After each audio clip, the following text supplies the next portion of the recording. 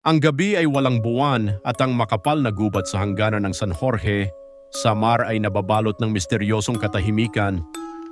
Si Miguel, isang inhinyero na nagtatrabaho para sa isang logging company, ay naliligaw na ng mahigit 5 oras matapos humiwalay sa kanyang mga kasamahan. Habang hinahanap ang daan pabalik gamit ang kakarampot na liwanag ng kanyang cellphone, biglang naparamang tunog ng mga kuliglig.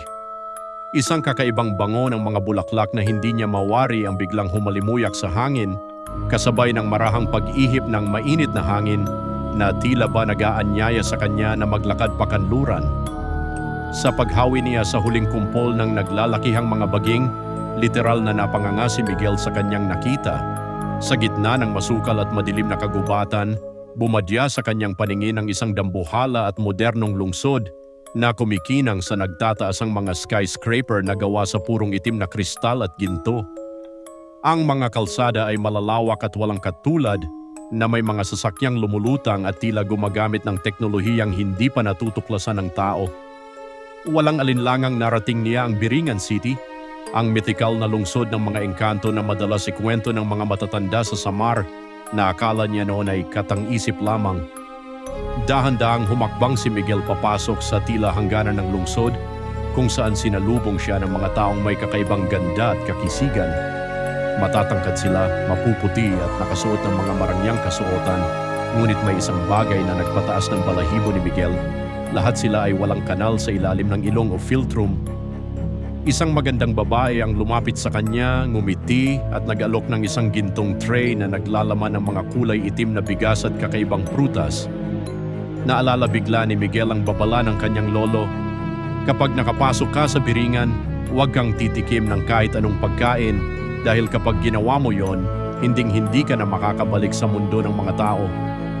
Umiling si Miguel at magalang na tinanggihan ang alok dahilan upang biglang magbago ang ihip ng hangin at maglaho ang mga ngiti sa mukha ng mga nilalang.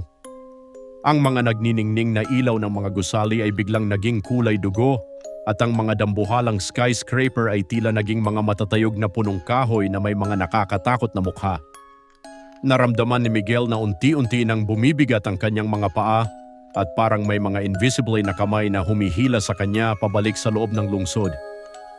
Sa takot na tuluyan siyang makulong doon habang buhay, buong lakas siyang pumiglas at patakbong tinahak ang direksyon kung saan siya nanggaling nang hindi lumingon.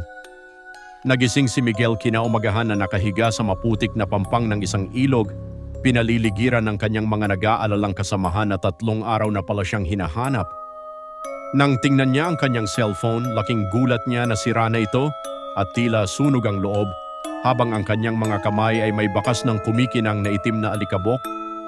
Ligtas man siyang nakabalik sa totoong mundo, alam ni Miguel na tuwing sasapit ang gabi at titingnan niya ang madilim na kabundukan ng Samar, hinding-hindi na mawawala sa kanyang isipan ang marangya, ngunit mapanganib na lungsod ng Biringan na naghihintay lang sa susunod nitong biktima.